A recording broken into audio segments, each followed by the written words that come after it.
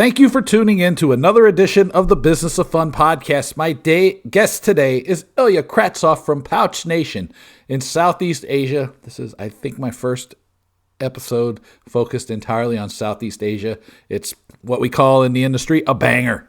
I want to remind you, I am doing a special pricing course, cohort class, and I'm trying to fill up the beta. So in the show notes, there is a link to fill out 4 questions so that you can be notified if you're interested in taking the pricing course or learning about more when the beta becomes available. So check that out. It'll help me out a lot. I'm trying to pull this thing together because I'm trying to figure out ways to help folks more. So check that out. I will be at INTIX in Orlando in January with my friends from Booking Protect. We have a great panel planned with me and Hayley from Booking Protect, Einar from Activity Stream, and Derek from Project Admission. I'll be hanging out with Cath, and Hayley at the Booking Protect booth. Let me know if you're going to be there. It's dave@davewakeman.com. Cath has pulled together some new statistics and new data that highlight how important refund protection has become to organizations around the world. As things have reopened, people are trying to get back to some sort of normal. So check us out. Send me an email. Let me know if you'll be there. It's dave@davewakeman.com. Get the Talking Tickets newsletter. It's talkingtickets.substack.com. Or you can send me an email. It's dave@davewakeman.com. Don't miss it. A top story, a road to recovery post, some how-to, some profiles, some links, some blurbs. It's probably take you about 5 or 10 minutes each week to get through the thing. It's really, really great. It has a really high open rate, over 40% most of the time.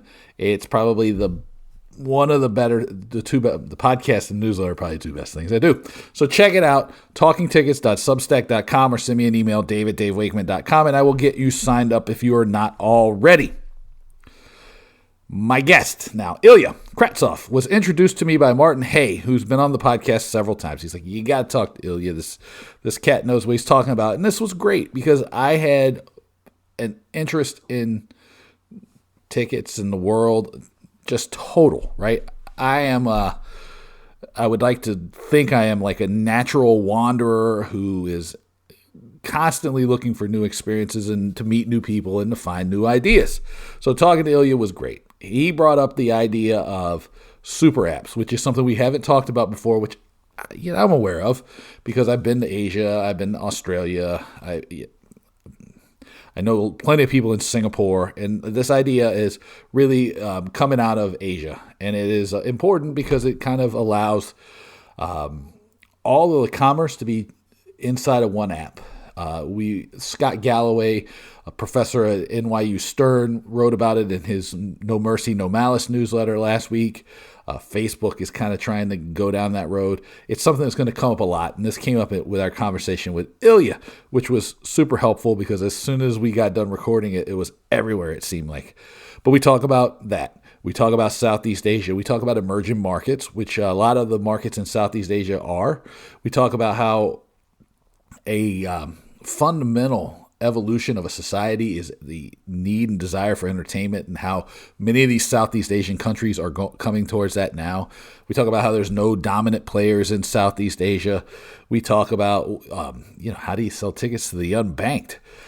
What happens in that process? We talk about online tickets. We talk about wristbands. We talk about some of the innovations that Ilya and PouchNation took during the pandemic to make things sustainable and stable throughout the pandemic, because early on, Southeast Asia handled everything pretty well, but then the second Delta wave, they got hit pretty hard, and it's created some challenges for the industry, and they're recovering now. So we get into all kinds of stuff, and just due to the locale, this was a really interesting conversation. So without more from me, here is my conversation with Ilya Kratsov on the Business of Fun podcast. All right, I want to welcome Ilya Kratsov to the Business of Fun podcast. Ilya, how are you? I'm good. How are you, Dave? Oh, very good, man. Thank you for getting up early with me because you are on the other side of the world, I guess, or you would, as you said before, thanks for staying up late with you. Either way, man, it's good to see you, though. Yeah, same here. Have a big cup of coffee, so ready for it. Several glasses of water here, which is unusual because at this point it would usually be bourbon, but that's fine. You know, I'm a true professional, man. I'm a true professional. But I think this is going to be fun because a former podcast guest, the guy who's been on several times, Martin Hay from Total Tickets in the Philippines and all over the place. He introduced me to you, and you're in Southeast Asia, and that's there's a lot of interesting stuff going on because there's a lot of people. It's an emerging market, and I don't think people necessarily know a whole lot about it all the time, right? I think there's just like, oh man, you know, outside of China and Japan and Korea, that's Asia, but it's Yeah. not true. So can you tell us a little bit about, you know, your company, PouchNation, and Yeah. what what the world looks like from where you're sitting? Yeah. No, you're definitely right. I mean, we're talking here about 600 million people in Southeast Asia, right? So it's probably twice the size of the U.S. in terms of like population, right? And PouchNation is a guest management and cashless company. So we provide a cashless experience for large scale events and hospitality. We are based out of Southeast Asia. Our headquarters is in Singapore, but we do have offices across the region. So an office in Indonesia, which is the largest country in Southeast Asia, 270 million people. Then we have an office in Malaysia, Thailand, Vietnam, and Philippines. So we're covering all the markets here and have a pretty good understanding of what are the trends in the event space, in the new upcoming techs on how to serve the patrons, and been operating for about 6-7 years now. So I have a pretty good grasp on all the markets and sizable market share in what we do. So Indonesia is the largest country in Southeast Asia, 270 million people. That and then and yes, I think you would define it as an emerging market, correct? Yeah, what emerging markets? What does it mean, right? So Right. obviously, emerging market means. Yeah. Go ahead. Sorry. Oh, I was going to say and actually, I know that I'm leading you into something because you described it very when we were talking a couple weeks back in a way that was really interesting to me, where you talked about how there's so many people moving into the middle class, and because so many people are moving into the middle class, entertainment you defined it, I think, as a human right almost. Yeah. So hygienic good. Yeah. So so I wanted to ask you about that. Yeah. So you're definitely right. So what is interesting is, like, let's say if we take an example of Indonesia, every year like 10 to 20 million people are moving up the ladder, moving into the middle class, and means that all those consumers before, maybe they were not able to afford a concert ticket, they weren't able to afford to buy a smartphone, they were not able to afford to buy a motorbike. But now obviously once they're reaching that middle class status, they start having all this additional disposable income that and they start consuming entertainment, they start obviously buying other goods. And if we look at 10 to 20 million people just for Indonesia every year, it's like a country, right? A new country being born. And this is what I think is the most exciting aspect in where we are.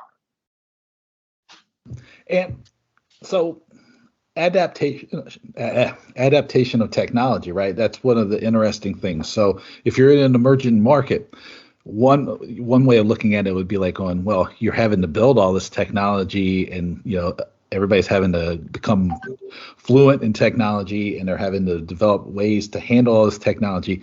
And my way of looking at it, maybe, and I'm curious how yours is like, how freaking cool that you get to like be on the ground floor and you get to build these things from the ground up. Can you give me a little bit of insight into what it's like to be involved in a market as it matures, right? Because I think you're going to tell me if I'm wrong here, which I'm often wrong, so it's totally cool. But you were saying this is like being in China like 15 or 20 years ago, or 10, 15, 20 years ago, as far as like the acceleration of tech. Correct. Yes, yes, it is. We're talking about being in China probably 10 to 15 years ago from certain aspects.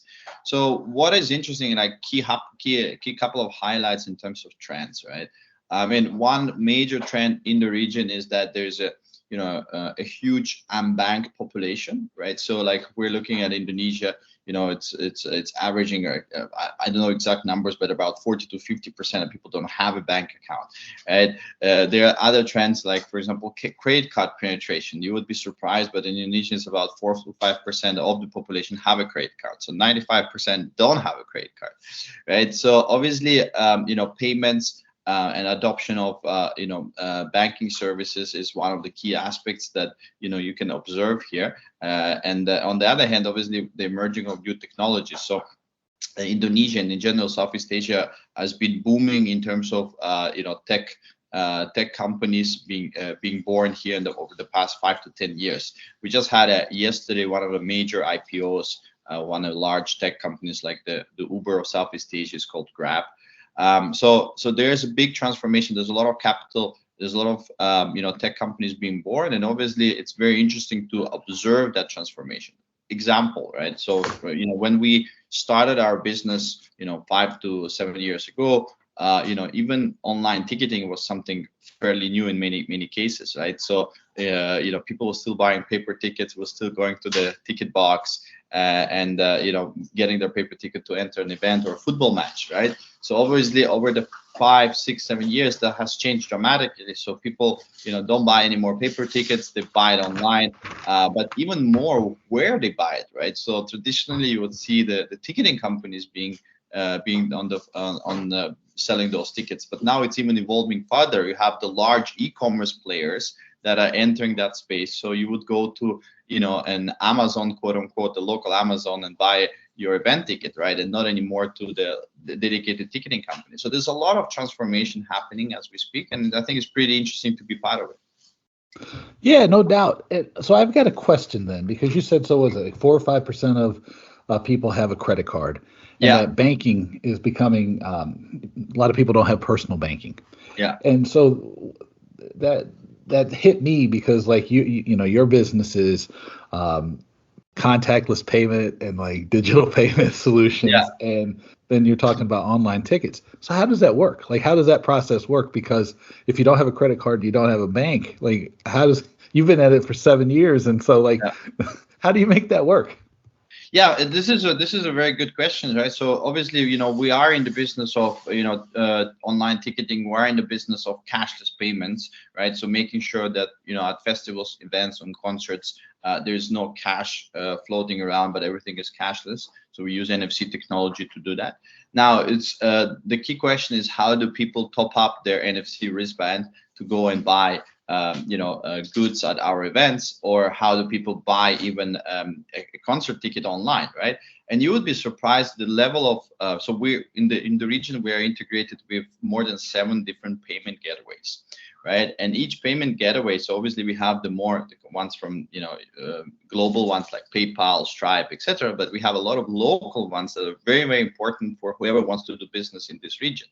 And what those local payment gateway allows us to do is basically allows us to have different methods on how to get the cash into the e-wallet, into the online wallet to purchase a ticket or top up their cashless wristband.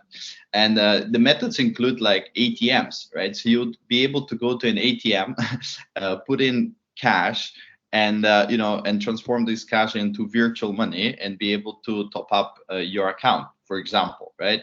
You have other methods which are becoming very popular, is the e-wallets, right? So we know that China has been very progressive in having the large e-wallets like Alipay, like WeChat. So this is a huge trend in Southeast Asia as well. So many people don't have a bank account, but have an e-wallet where they store, smaller amounts of money, right? And the way they get this money to the wallet is also many times very manual, right? It's through agents, it's through, sometimes, this company I mentioned, Grab, that went IPO. So they have the drivers that would collect the money from, ride hailing and put it in that e-wallet, right? So there's a lot of manual ways and e-wallets, ATMs, and other methods that substitute the credit card in terms of this purchase journey.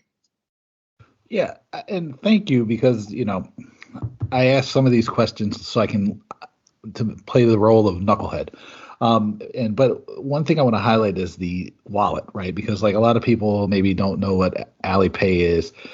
It would be similar, and again, I'm going to ask this because this I actually don't know the answer to, but I think I Yeah. do. It would be something similar because a lot of people have iPhones to Apple Cash. Is that would be the Yeah, it's same like thing? Apple Pay or Google Wallet, right? It's Yeah. very similar. The main difference, I would say there's two differences, is that in Southeast Asia, so the technology behind would be more QR code based and less NFC based. So if you have, Apple Pay, it's more NFC inside your phone. All these e-wallets in Southeast Asia, in China, are more QR code based. So you scan a QR code to do a transaction. And the second key distinctive element is that usually they are wrapped up around the concept of a super app.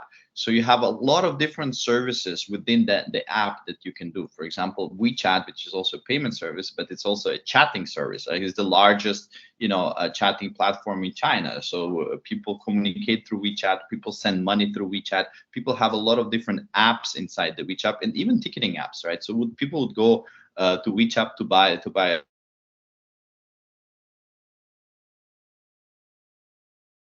let's become like a big umbrella for other services as well. Yeah, and I don't think we have anything like that comparable in the States. So that's like a great explanation for people. So thank you.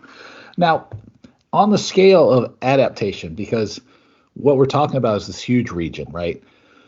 Would you say that Indonesia is I got how I'm gonna probably say this. I'm gonna sound like a knucklehead. It's probably what's gonna happen. Would be like the earliest in its adaptation of technology, and that Singapore would be the most advanced, and then like where would you put everybody else kind of on that continuum? Because this emerging market thing and the fact that there really aren't like a lot of the huge, there's no huge dominant ticket players in Yeah. the market. It's kind of interesting to me because, wherever there's like all this like rapid change and innovation and volatility, there's a lot of opportunity. For sure, for sure. No, I mean, I think if we have to rank the countries in Southeast Asia, obviously in terms of like GDP per capita, which I think is obviously a good indicator of the level of development of a country, Singapore would be by far number one. I would say not only in the region, but also probably in the world. But Singapore is a very small country. It's a 6 million country, very, very developed, but obviously doesn't fully represent very well the region, right? Then we have other countries like Thailand, which are, I would say midway between Indonesia and Singapore. So they're fairly more developed, but a little bit smaller in size. So not as large market, but for entertainment, very profitable. There's a lot of events in Thailand. I think another thing to highlight about Southeast Asia is obviously it's warm all year round. So you have a lot of concerts, a lot of festivals outdoor, 360 days a year, right? So that's fantastic for an event promoter, right? And then so I would say Singapore, Thailand. Then you have like the larger countries that are a bit more on the development side. Developing side is the Indonesia, Philippines, right? So both Philippines about 150 million people, Indonesia 270, and then you have Vietnam, which is probably close to 100 million, right? So they are catching up, and but they're in certain aspect they are doing even better because they are doing this what I call leapfrog innovation, right? So they don't go through all the steps that the developed countries have gone through in order to innovate, but they innovate immediately by jumping a few of those steps, right? And this is happening, for example, on the e-wallet side. We're saying, sure, some people don't have a bank account, but they already have an e-wallet, right? And maybe in Singapore, people have a bank account, but they don't have a e-wallet yet because they are fine with just having a bank account and credit card, right? So I think the fascinating part is that even though it's a developing country, it can in certain areas be more developed than US or Europe, right? So that's what some of the trends we observe. Yeah, oh, that's interesting too. That you talk about the leapfrog, because one of the things I've seen with like what are we calling it, Web3 now, is that there was like, especially in some of the more developed countries like the United States or Western Europe, there's the ability with the Web3 kind of technologies to do the leapfrog.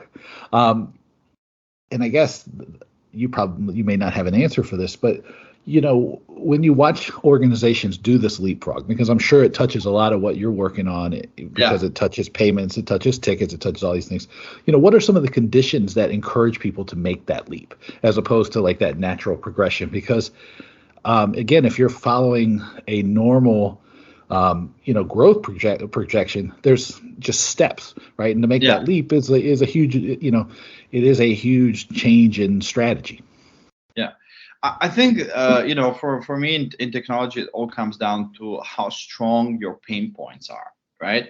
So let's say let's just imagine, like again, payments is a good example, right? Let's imagine you have a bank account, you have a credit card, right? So you can use your credit card for payments, and maybe that's not the best method, but you're fine with it because your pain point is not that strong. But imagine you're on the other hand, you want to buy a concert ticket and you need to go and drive to the closest ATM to do the payment because you don't have a credit card and you don't have any online account to do so, right? So your pain point becomes extremely uh, big, and this is where you will say, okay, I will download an e-wallet, I will subscribe for it because it's easier than opening a bank account where I needed tons of documents, right? I will just go through it and solve my main pain point, right? So I think the conditions for adoptions of new tech is definitely having strong pain points, number one. Number two is also having a population which is becoming more and more tech savvy, right? So in Indonesia we see a lot of people are very tech savvy because they use smartphones on a daily basis for everything, right? Mhm. Because as I said, they lack other things, so their smartphone substitutes their TV at home, their smartphone substitutes their laptop, right? So their smartphone is also, substitutes their regular visit to a doctor because, the amount of there's many islands in Indonesia, so there's less hospitals, so they use the smartphone to actually video call a doctor. So what I'm saying, that's another condition where basically the adoption of the technology is happening faster because people are quite tech savvy and they use it and they really solve that. So I think those are the few things that accelerate that innovation, that leapfrog jump. Yeah, no, I mean, to me, it's like always interesting because, I mean, I get a not least recently, not for the last 2 years, I haven't gotten a chance to go anywhere. So let me talk about the before times. But the way that people use tech being so different, and the way that people adapt to tech, and that leapfrogging thing, I think most people who, if you have not had a chance to go to China or Indonesia or Singapore, well, you have no idea how advanced and how far like ahead of us a lot of the tech ways people use technology is, and it's partly tech savvy, younger population, but more it's like necessity too because they're just getting access to these tools now, so they don't have to work through what was it like the Apple One or like the first like Yeah. MS DOS and Yeah. stuff, So it's really really cool. So let me ask you this then. So, knowing that it's warm, right? So, like dealing with the pandemic, this probably made it a little bit easier for, um, all of the countries in Southeast Asia to deal with this a little bit better because people haven't had to be locked away. I'm expecting from like the live events industry. What does the world of concerts, festivals, sports, live events look like right now? Is it about back to normal? Is it past what it was before? Is it still lagging behind? What's the recovery look like? Yeah, so that's a very good question and relevant. So I think what happened is in 2020, Southeast Asia was very good at managing the pandemic, right? So in 2020, there's a lot of countries like Singapore, Vietnam, that went almost untouched by the pandemic, right? So they were very good at managing the borders. So they had this policy of zero cases, so nobody in, nobody out, and worked very well. Now, what happened earlier this year, while obviously the whole world was starting to get vaccinated and things were looking a lot better in Europe and in the US, early on, Southeast Asia got hit first by the Delta variant, and that was pretty strong. So a lot of countries like Indonesia went through quite drastic situation. Even places like Thailand, suddenly before last year they were fine, but this year the cases started to increase, and the Delta variant is also more aggressive in the way it spreads. So I think Southeast Asia went through some tough months, I would say, in June, July, August this year. And then, with the vaccination level starting to catch up, right? So majority of the countries are like Singapore is like 95% vaccinated, but even the larger countries like Indonesia is reaching like 60, 70%, especially in the major cities. So what we've seen is a reopening wave in Q4, right? So, we personally just did an event last week where we processed 25,000 people using our cashless payment solution. We did about $1 million in transaction value, right? So things definitely, Indonesia is opening up, Thailand, Malaysia, events are starting to take place again. Some touristic destinations like Phuket, Bali, doing major progress in making sure that it's safe again to travel. So we're quite bullish for next year. Obviously, we never know. There's new variants coming recently in the news. There's another one from South Africa. So we don't know how this is going to affect it. But if, at the moment, we see a very positive reopening wave, and people are tired of being at home. People want to go out. People want entertainment. And as I said, this is a hygienic and a basic need that everybody has. Yeah. Oh, yeah. And so, if I was to ask you, put you on the spot, which I will do now, what was like one thing that you and your business have changed due to the pandemic? Yeah, look, our business is, as I said, just to kind of for the audience to highlight a little bit. I mean, we have the mission of digitize offline interactions, right? So we focus on everything, from live entertainment, so sports, music, festivals, large scale events, to even hospitality, right? Like, attractions, beach clubs, theme parks, and so on. And we fundamentally want to make sure that all those interactions become digital. So we promote everything cashless, everything paperless, everything contactless, and use NFC technology to do so. So now, pandemic obviously been hard on us because events business is something that it was 80% of our business before starting the pandemic. So we're heavily events exposed. Now, obviously last year from, Q1 was okay. Q2 revenue dropped almost to zero with all the lockdowns. But since we are in the IoT space, and we actually reinvented ourselves. We launched a product which is a wristband that can not only do payments but also scan your body temperature from your wrist, which is called PouchPass. So we launched that last year, and we had a fair amount of large clients using it to basically make sure that the environment is safe. So we did that. We also launched a new hospitality platform. Right, so more for hospitality venues, which is purely a SaaS product, right? Which means that any people anywhere in the world can download it and can use it without us being there. So we thought, look, a cross-border product, which is self-service, very scalable, is very important, right? Because if you are pandemic, you cannot travel, and crossing borders becoming more and more difficult. So we managed to launch a few new products, some of them very pandemic centric, as I said, which is the temperature monitoring wristband. Some of them in preventing and thinking about the reopening of our clients and making sure that they can use our product even without being there, which is the hospitality SaaS platform. So I think we always try to kind of anticipate those trends and adapt, like any tech business, I guess. Yeah, no, that's the temperature through the wristband. That's a very cool innovation, I think. And, creating, always looking where opportunity, right? I have a formula or an equation.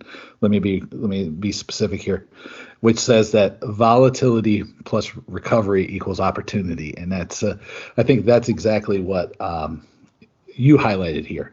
Now, let me ask you this too, because you actually have a podcast of your very own. And yes.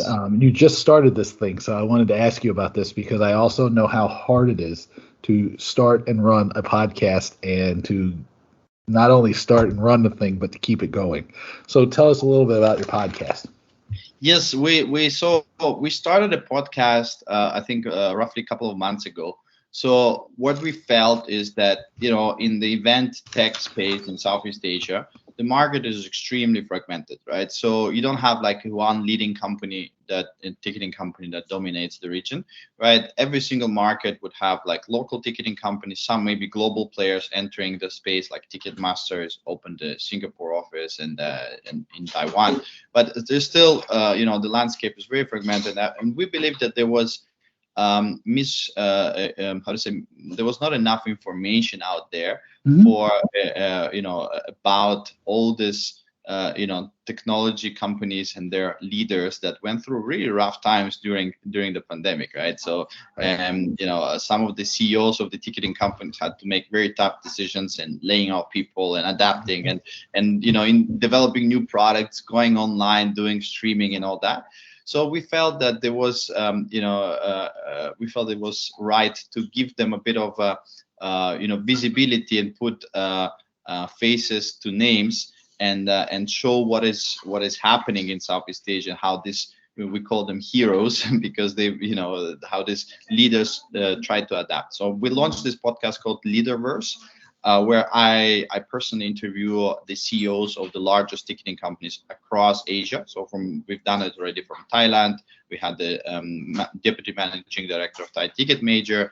I've interviewed the CEO of Book My Show Asia, which is another large ticketing company. So we have some interesting talks with all these leaders and giving them airtime and actually asking them interesting questions of how they went through the pandemic, what is next, and what's going to be the next big thing for Southeast Asia. Yeah. Well, then let me turn it around on you. Then, what is next in Southeast Asia? So you're giving me your own questions now. See, that's good. Well, that's what we believe is that obviously there will be some sort of a consolidation happening, right? So the market has been too fragmented. Obviously, a lot of smaller players have suffered. So I think there will be eventually consolidation across the market. So the bigger players will maybe acquire the smaller players. There will be mergers happening. So I think it's a lot of M&A activity probably in the next 12 to 24 months. We will see some bigger players entering more in Southeast Asia. So as Eventim, a German ticketing company, will be entering Southeast Asia. So I think the market will be extremely dynamic. A lot of M&A, a lot of innovation as well. So a lot of ticketing companies say, okay, how can I innovate and work with the e-commerce players where now many tickets are sold? So a lot of ticketing companies started to provide the backbone for the e-commerce players to be able to sell tickets and transact. So that's another big innovation, I think, which is happening mainly in Southeast Asia. So I think it will be very, very exciting 12 to 24 months with the whole reopening and going back to normal, new normal, whatever you want to call it. Yeah, I don't know what normal was to begin with, so I'm going to say there's just no normal, but that's me. Everybody can, use your mileage may vary. So Ilya, where do I point people to find you besides your your podcast, your website? Where can people find you on the internet? Yeah, so I mean, obviously we have PouchNation.com. Where you can find our blog. There's a blog section. We have a lot of interesting articles that we publish every week. We have our podcast there as well. Our podcast is also streamed on Spotify. It's streamed on other platforms and YouTube. So if you even don't want just to listen but see all the faces that are here, so you can also watch it on YouTube. So it's called Leaderverse. So really encourage everybody to tune in and listen and hope they can get some interesting insights. Yeah, no, this is like really awesome. Well, I appreciate you taking the time to speak to me today. So this is great. Thank you so much, Dave, for having me. It was great to kind of give a little bit of visibility to your audience of what is happening in this part of the world. My audience, they give me a lot of freedom to talk to people all over the place. They kind of would be disappointed if I didn't have somebody from far abroad. So this was great. Fantastic. Thanks so much. Let me know what you thought of my conversation with Ilya. You can send me an email. It is my name, Dave at davewakeman.com. Check out my website, davewakeman.com. All kinds of crazy stuff. As I've mentioned, I'm putting together a cohort class on pricing with a company called Maven, and I need to register and find out how much potential interest there is in something like this. So there is a link in the show notes to a 4-question. I'll call it a survey, but it's just 4 questions. It's really name, email, address, and like what you hope to learn from the thing. But I need that to help to take the next step in the course building program. Make sure you check out the Talking Tickets newsletter. It's talkingtickets.substack.com. It is my weekly ticket newsletter. It focuses on analysis, strategies for recovery, tools and tech and profiles, how-tos, blurbs, links, case studies, all kinds of crazy stuff from all over the world. People love it. It's one of the most popular things I do. So talkingtickets.substack.com. I will be at INTIX with my buddies from Booking Protect. Come check us out. I will be hanging out with Cath, and Hayley at a minimum. Still trying to talk Simon into coming. We will be there. Potentially some really cool stuff. Maybe I'll do a podcast episode from the booth or something. Who knows? But check it out. Visit them at bookingprotect.com. Come see us at the booth. Cath has warned me that there is some even new data that she has that will highlight even more the importance of refund protection as organizations have started to open up. Lockdowns have lessened, and people are trying to get back to enjoying arts and entertainment and sports. So you won't want to miss that. You want to check us out at INTIX. As always, I want to thank you for being here. Numbers are still strong on the podcast. People still send me emails. They go, "Oh my God, that was like such a great conversation." I'm so grateful for everybody listening and paying attention. And I know it's still a hard time for people. So if you're struggling or you want somebody to talk to, don't hesitate to send me a note, dave@davewakeman.com. Let me know how you're doing. Let me know if you need to chat. I'm here for you, okay? Until next time, I'll talk to you soon. And hey, we're in the middle of December now, so happy holidays to everybody, all right? Take it easy.